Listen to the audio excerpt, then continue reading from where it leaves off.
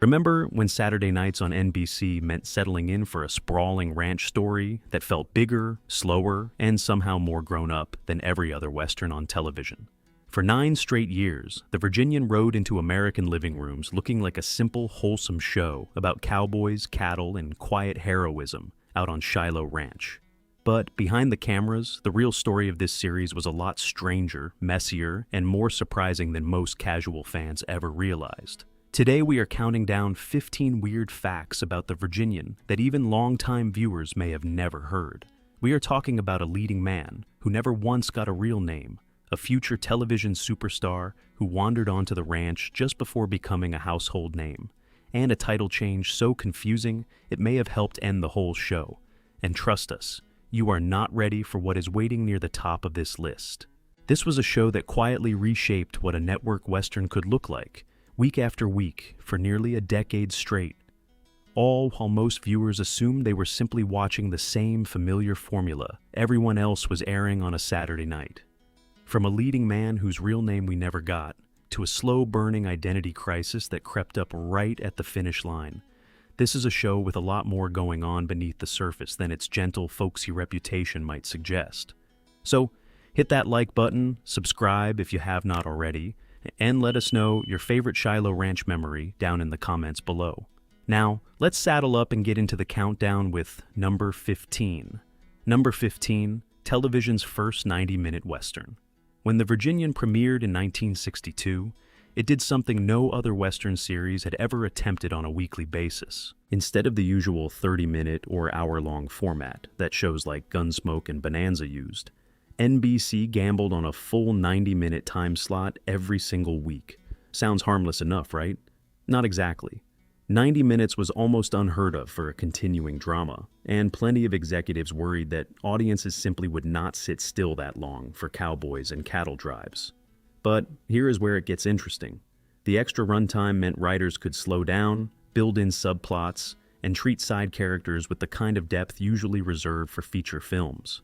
Guest stars got real arcs instead of a few throwaway lines, and entire episodes could unfold almost like miniature movies rather than rushed weekly installments. Storylines felt closer to a Western picture than a typical episodic show, complete with proper second acts and slow-burning tension. And somehow, audiences loved it. The gamble paid off well enough that The Virginian became a template other networks tried to copy for years afterward, even though most of those 90-minute experiments quietly faded away within a season or two, unable to sustain the pacing or the production costs that came with all that extra screen time. Believe it or not, the 90-minute format also changed how directors approached individual scenes, since a slower burn was suddenly not just allowed, but expected from the writer's room. Conversations lingered a little longer, silences carried more weight, and the show earned a reputation for patience that faster-paced competitors simply could not match. Turns out, sometimes the risky move nobody believed in is the one that ends up defining the whole decade of television that follows it. Number 14. It was based on the book that basically invented the Western. The Virginian did not appear out of nowhere. It was pulled from Owen Wister's 1902 novel of the same name, a book many historians consider the very first true Western novel published in America. Believe it or not, before Wister's story hit shelves, cowboys were mostly minor background figures in dime store adventure tales, not the noble code of honor heroes we picture today. Wister's novel changed that completely, and it became a massive bestseller that shaped nearly every Western that followed, from pulp fiction paperbacks to sweeping Hollywood epics decades later. The book also gave the genre one of its most famous lines of dialogue, a stern warning about being called something insulting, followed by a request to smile when you say it. That single line became so iconic that people still quote it today without knowing where it actually came from, treating it almost like a piece of folk wisdom rather than a specific novel. Here's the weird part, though. The 1962 television series never actually used that famous line word for word on screen, even though it was clearly built into the character's entire DNA the whole time.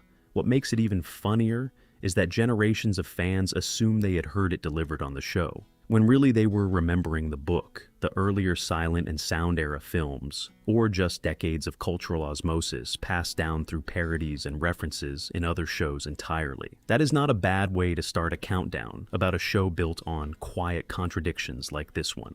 So, yeah, sometimes the most famous line in an entire franchise is the one nobody actually said out loud on camera, and it says a lot about how powerful a single well-written sentence can become once it escapes the pages of the book that first gave it life. Number 13. Most episodes were not really about the main cast at all. On the surface, The Virginian looked like a typical ranch drama following the same handful of characters week after week, in the same comfortable rhythm most Western fans expected. But here is where things get interesting. A huge number of episodes were structured almost like standalone short films, built around guest characters passing through Shiloh Ranch, while the regular cast played supporting roles in their own show. A struggling homesteader, a wrongly accused drifter, or a troubled young widow might carry the entire 90 minutes, with the Virginian himself showing up mainly to nudge the plot along at key moments. That was not an accident. The producers wanted the show to feel like an anthology series wearing a Western costume, giving writers freedom to explore darker, more adult themes, without permanently damaging the regular characters everyone tuned in to see. On camera, everything still looked like a cohesive ranch family drama, with familiar faces returning every week. Off camera, the format was closer to a rotating collection of mini-movies held together by one setting and a handful of dependable regulars. And what makes it even stranger is that this unusual structure is part of why the show is remembered today as one of the more thoughtful, literary westerns of its era, even though casual viewers rarely noticed how differently it was actually built underneath. Believe it or not, this approach also meant the writing staff needed a constant supply of new material every single week, closer to what a modern anthology drama might demand, rather than settling into the comfortable, repeatable formulas that made other westerns easier to produce on a tight schedule. That kept the scripts fresher, but it also meant the workload behind the scenes was genuinely relentless. Number 12. The ending nobody saw coming, at least not for a network hit. After 9 full seasons, The Virginian was canceled in 1971, and the reasons behind that decision still get debated among old television fans decades later. Ratings had genuinely slipped, but many longtime viewers point to something else entirely, a confusing late-stage identity crisis the show put itself through, which we will get into further up this list. Sounds harmless, right? Not exactly, when a series spends nearly a decade building trust and familiarity with its audience, then suddenly changes its title, shuffles its cast, and rebrands its whole tone. Plenty of loyal fans simply tune out rather than adjust to the new version. That was not an accident on the network's part either, since executives were chasing a younger, hipper audience and genuinely hoped a fresher identity would help the ratings recover. Instead, longtime fans felt alienated while new viewers never fully arrived to replace them in meaningful numbers. The show limped through its final season with noticeably thinner ratings before NBC finally pulled the plug for good. That detail would come back to haunt the entire Western genre a few years later, as network interest in sprawling ranch dramas cooled dramatically across the entire industry, and shows chasing reinvention for its own sake became a cautionary tale writers still reference today. Sounds like a small footnote in television history, right? Not exactly, since several other long-running series reportedly studied what happened to The Virginian before attempting their own late-stage rebrands, treating its final season as a lesson in how not to say goodbye to a loyal audience that had stuck around for years, watching faithfully through cast changes, format shifts, and everything else the ranch had thrown at them along the way. Number 11, it quietly became one of the longest-running westerns in television history. With 9 seasons and roughly 249 episodes, The Virginian sits behind only Gunsmoke and Bonanza on the list of longest-running American television westerns. That is a genuinely wild achievement when you consider how many competing ranch dramas came and went during the same stretch of the 1960s, most lasting only a season or two before disappearing. But here's the twist. Despite that impressive run, The Virginian rarely gets mentioned in the same breath as those 2 other giants when people talk about classic television westerns today. Turns out, longevity alone does not guarantee lasting cultural memory decades down the road. Part of the reason is that Bonanza and Gunsmoke kept remarkably consistent branding and cast chemistry for their entire runs, while the Virginian went through so many format changes, cast shuffles, and even a full title change near the end, that it never built the same simple, recognizable identity in the public imagination. And what makes it even funnier is that despite technically outlasting dozens of other westerns from the same era, the Virginian often gets left off casual lists of the genre's biggest hits entirely. A strange fate for a show that quietly ran nearly a decade on primetime network television. Here is the twist that makes it sting a little more. Younger viewers discovering classic westerns today through streaming reruns and clip compilations are far more likely to stumble across Gunsmoke or Bonanza first, simply because those titles stayed consistent and easy to market, while the Virginian's more complicated branding history makes it a slightly harder show to package and promote decades later.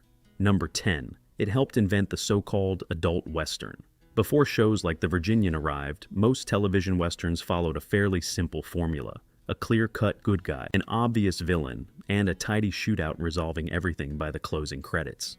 But here is where it gets weird. The Virginian leaned hard into morally complicated storytelling, giving guest characters genuine flaws, sympathetic villains, and endings that did not always wrap up neatly with justice served in the final act. Sounds like a small shift, right? Not exactly. That approach helped define what critics at the time started calling the adult western, a subgenre that treated cowboy stories with the same emotional weight as prestige dramas rather than simple children's entertainment on Saturday nights. Themes like alcoholism, domestic abuse, racial prejudice, and corrupt authority figures showed up on Shiloh Ranch years before many other primetime shows dared touch similar material at all. And what makes it even funnier looking back is that a series often remembered today as a gentle, old-fashioned ranch story was actually pushing boundaries that plenty of so-called edgier shows from later decades still shied away from entirely. Turns out, wrapping heavier themes inside a familiar, comforting ranch setting made them easier for nervous network censors to approve, since the wholesome Western trappings offered a kind of protective cover for genuinely mature storytelling underneath. Behind the scenes, writers were quietly using cattle country as a backdrop for surprisingly heavy human drama, treating Shiloh Ranch almost like a stage for morality plays dressed up in denim and dust, where the biggest conflicts were rarely settled with a gun at all. Number 9. The guest star list reads like a future Hollywood who's who. Long before their names meant anything at the box office, an astonishing number of future stars passed through Shiloh Ranch as guest performers over the years. Robert Redford appeared on the show years before, becoming one of the most famous leading men in American cinema history. Charles Bronson, George Kennedy, Robert Duvall, and Ryan O'Neal all showed up in guest roles during the show's long run as well, most of them still years away from their biggest career breaks and box office fame. Believe it or not, at the time, these appearances were considered fairly routine casting choices, since television guest spots were simply how up-and-coming actors paid their bills between bigger opportunities in Hollywood.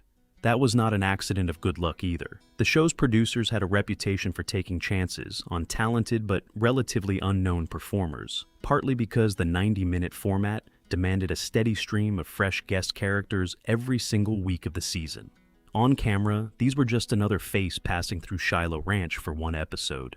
Off camera, audiences were unknowingly watching the earliest screen work of some of the biggest movie stars of the following 2 decades, a detail that only becomes obvious decades later with the benefit of hindsight. Sounds like a fun bit of trivia to close on, right? It actually gets better, because film historians and classic television fans still enjoy hunting through old episode credits today, spotting familiar names buried in supporting roles long before those actors ever imagined the kind of fame waiting for them just a few years down the road, turning ordinary reruns into an accidental time capsule of Hollywood talent on the rise. Number 8. A future $6 million man rode into the final season. When the show reshaped itself for its 9th and final year, one of the new additions to the cast was a young actor named Lee Majors, playing a ranch hand named Roy Tate alongside the rest of the ensemble. At the time, Majors was still a relatively fresh face trying to build momentum in Hollywood after a handful of smaller television roles. Just a couple of years later, he would become a household name playing the bionic astronaut Steve Austin on the $6 Million Man, one of the biggest television hits of the entire decade. Sounds like a nice bit of trivia, right? Here is where it gets a little bittersweet, though. Majors joined the Virginian right as the show was already struggling through its confusing rebrand and cast overhaul, meaning most viewers barely got a chance to connect with his character before the series ended for good. Turns out, being part of a legendary future star's early resume does not always translate into a memorable run on the actual show itself. Off camera, Majors was quietly building the foundation for real superstardom just around the corner. On camera, that final season of Shiloh Ranch drama was already fading fast, and audiences were tuning out just as one of its newest stars was about to become massive. Believe it or not, Majors would go on to headline one of the defining action shows of the following decade, complete with slow-motion stunts and a catchphrase that entered the pop culture lexicon almost overnight, a level of fame his brief stint on the ranch never remotely hinted at, making his short-lived Roy Tate one of the more overlooked footnotes in an otherwise legendary television career that was really just getting started.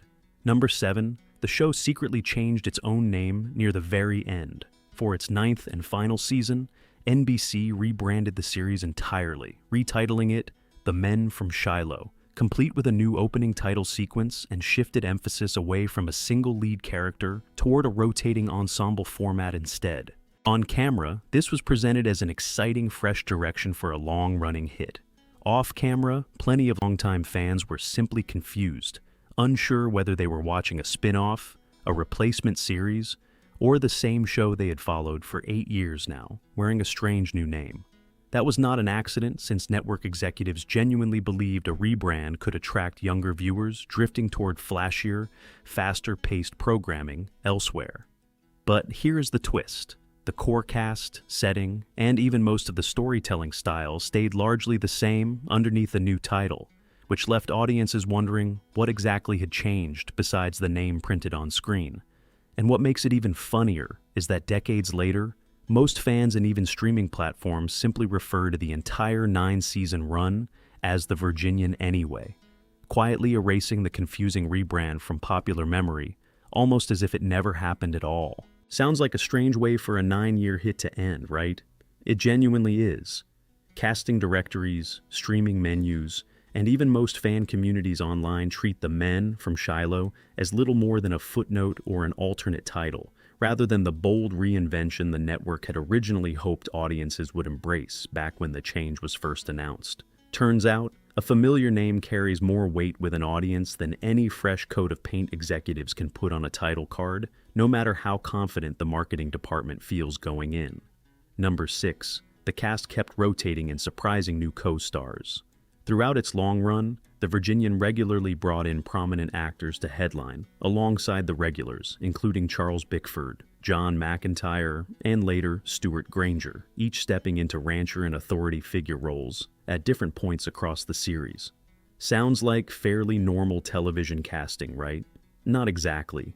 This kind of frequent lead cast turnover was unusual for the era, when most hit westerns worked hard to keep their starring lineup stable for as long as humanly possible. Each new arrival meant reworked character dynamics, shifting screen time, and viewers having to adjust to a different authority figure suddenly running the ranch every few seasons. That was not an accident either, since producers hoped fresh star power could keep the show feeling current against increasingly stiff competition from newer dramas. But here's where it gets weird. Rather than feeling like exciting reinvention, many longtime fans found the constant shuffling disorienting, since the emotional anchor of the show kept shifting under their feet season after season. Off camera, executives saw it as smart, adaptive programming built to survive a crowded, competitive Saturday night lineup. On camera, loyal viewers just saw their favorite ranch family, quietly losing familiar faces one season at a time. Turns out, that revolving door of star power is part of why longtime fans often struggle to agree on which era of the show was truly the best, since so many viewers grew attached to whichever authority figure happened to be running Shiloh Ranch during their particular childhood, meaning two fans of the same show could swap favorite episodes and barely recognize each other's version of the cast sitting around the same ranch house table. Number 5. Its original top-billed star left under real tension.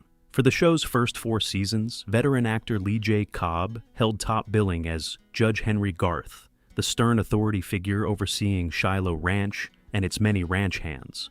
Cobb was already a respected, established performer with a serious film resume, and his presence gave the fledgling series instant credibility right from its earliest episodes.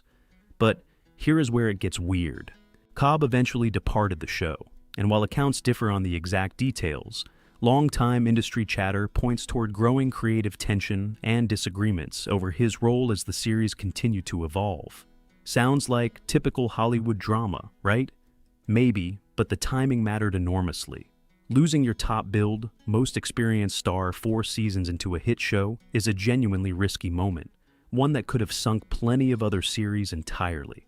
Turns out, the Virginian absorbed the loss and kept going strong for 5 more seasons afterward, eventually building its identity around the wider ensemble rather than any single authority figure.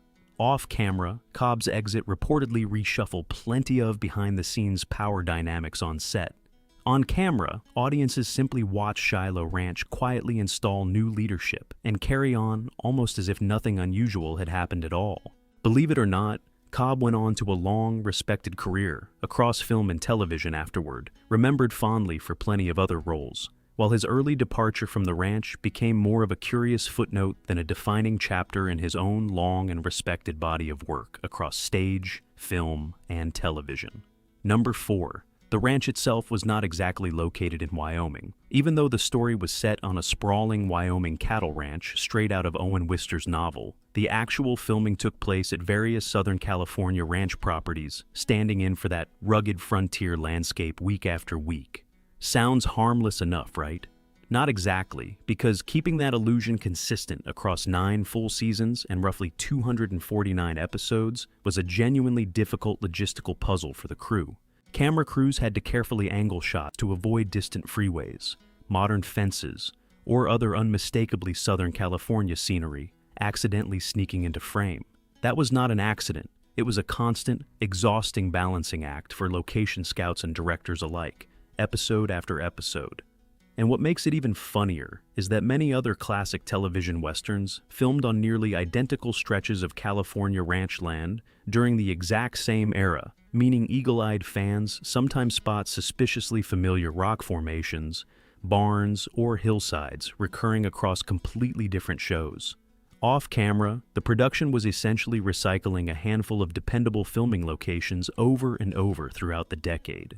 On camera, audiences were told they were watching the vast, untamed Wyoming frontier, week after week for nearly a decade straight. Sounds like harmless movie magic, right? Mostly, though, longtime crew members reportedly grew so familiar with certain hillsides and trails that they could predict exactly which angle a director would need for a given scene before anyone even called for the camera to roll, a strange kind of muscle memory built entirely out of 9 years spent shooting the same rolling hills over and over again. Number 3, the show's most famous character was rewritten from villain into hero. In Owen Wister's original novel, the character named Trampas is actually the antagonist, a corrupt and dangerous rival to the Virginian himself, eventually meeting a violent end in a classic showdown at the story's climax. But here is where it gets weird. When the television series adapted the material, Trampas was completely reimagined as a likable, loyal ranch hand, played by McClure, becoming one of the show's most beloved and enduring characters across the entire 9-season run. That was not an accident. Producers realized early on that keeping a purely villainous character around every single week made far less sense for an ongoing ensemble drama than transforming him into comic relief and genuine friendship material for the audience. Sounds like a strange choice for longtime readers of the novel, right? Absolutely, and it remains one of the most dramatic character reversals in television adaptation history to this day. Off-camera, this decision quietly rewrote decades of literary reputation for the character in the public mind. On camera, generations of viewers who never read Wister's book grew up believing Trampas had always been one of the good guys riding alongside the hero the entire time. Turns out, McClure's warm, easygoing performance played a huge role in cementing that shift. since audiences genuinely liked spending time with the character, regardless of what the original novel had planned for him decades earlier in a completely different medium built on very different rules. Off camera, that kind of audience affection is exactly why producers rarely reverse a popular rewrite once it clearly works. Number 2. James Drury may have set a record nobody else has matched. Actor James Drury played the title role for the show's entire 9-season run, appearing in the vast majority of its roughly 249 episodes as essentially the same character from start to finish. Believe it or not, at the time this level of consistency was considered genuinely unusual, since plenty of long-running series shuffled their leads through cast changes, spin-offs, or format overhauls far more aggressively than the Virginian ever did. Drury's steady, unbroken presence became something of a point of pride for the production, and longtime fans of the genre have often cited his run as one of the longest continuous portrayals of a single character in American Western television history. Sounds like a small statistic, right? Not exactly. Maintaining that same physical energy, screen presence, and audience connection across nearly a decade of demanding 90-minute episodes is an enormous professional achievement few actors ever get the chance to attempt, let alone pull off successfully. Off camera, Drury reportedly grew deeply attached to the character and the crew over those 9 long years together. On camera, audiences simply watch the same steady, dependable hero, anchor Shiloh Ranch through every single cast shuffle and format change happening around him. Believe it or not, Drury reportedly leaned into the role so fully off-screen that fans and reporters alike sometimes struggled to separate the actor from the character, a level of association few performers ever experienced so completely across their careers, and one that reportedly followed him fondly at public appearances, fan conventions, and interviews for decades after the show itself had finally ended its long run. Okay, we have to take a quick pause before our final reveal, because if you are enjoying these behind-the-scenes stories from Shiloh Ranch, do us a favor. Hit that like button, subscribe if you have not already, and let us know in the comments which one of these facts surprised you the most so far. Alright, let's get back to the countdown with our number 1 weird fact about the Virginian. Number 1, the biggest star of the show never actually had a real name. After 9 full seasons and roughly 249 episodes, audiences never once learned the actual first and last name of the title character riding across Shiloh Ranch. He was simply called the Virginian throughout the entire series, a direct carryover from Owen Wister's original novel, where the character remains deliberately unnamed as a storytelling device, representing the archetypal Western hero rather than one specific man. Sounds harmless enough, right? Not exactly, because keeping an entire series leading man nameless for nearly a decade of network television is almost unheard of anywhere else in American broadcasting history. Writers had to constantly work around the gap, using nicknames, professional titles, or simply having other characters address him only as friend or foreman rather than by an actual first name. That was not an accident, it was a deliberate creative choice preserved carefully from the source material the entire series was built around from day one. And what makes it even funnier is that generations of casual viewers likely never even noticed the omission, simply accepting him as a familiar, dependable presence without ever questioning why nobody on Shiloh Ranch ever called him anything else at all. Off camera, that mystery became part of the character's mythic, larger-than-life appeal, turning him into more of a symbol than a specific individual. On camera, the most reliable man on the ranch remained, fittingly, the one true mystery the show never solved. And maybe that is exactly why, all these decades later, curious viewers are still talking about him, still tuning in, and still asking the same simple question the show itself never bothered to answer. And there you have it, 15 wild and surprising facts about the Virginian. Which ones shocked you the most, and which ones did we miss along the way? Drop it in the comments below because we always love hearing from you and reading your own memories of Shiloh Ranch. And if you want more deep dives into the ranches, shows, and stars you grew up watching every single week, make sure to subscribe and stick around, because we have got plenty more where this came from. From forgotten cast reunions to behind-the-scenes stories nobody talks about anymore, there is always another classic show worth revisiting, and we would love to have you along for the ride next time we saddle up for another countdown. Thanks so much for spending this time with us today, and until next time, Keep those old memories close and keep watching for the details you may have missed the first time around.